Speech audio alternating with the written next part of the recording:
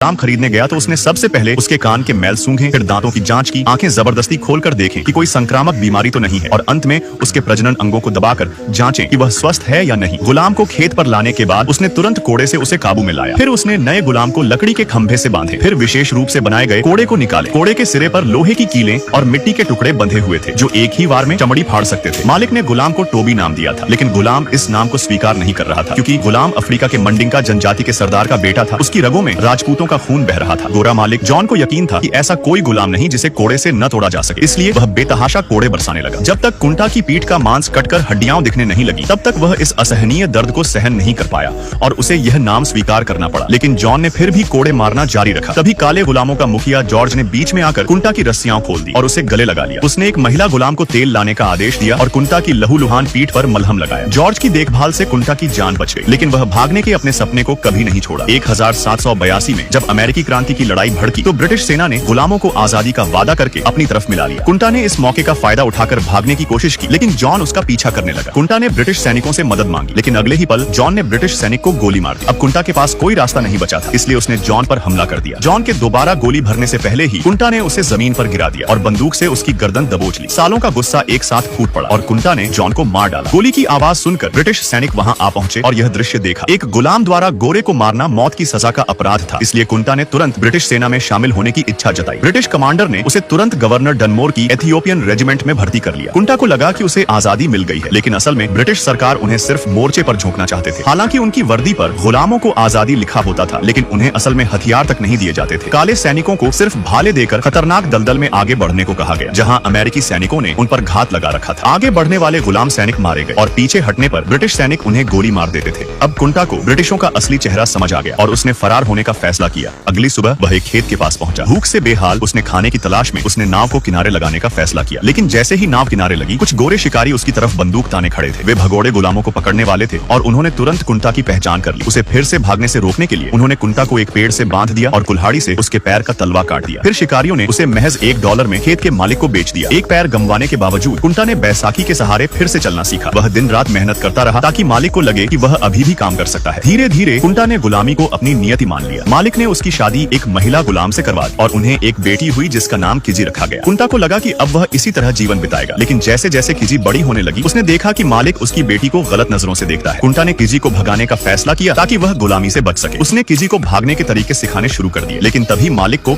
एक नकली पास मिल गया। मालिक को पता चला कि कुंटा भागने की योजना बना रहा है और वह आग बबूला हो गया। अगले ही दिन उसने किजी को गुलाम बाजार में बेच दिया और इस तरह कुंटा कभी भी आजाद नहीं हो पाया। अफ्रीका लौटने का उसका सपना अधूरा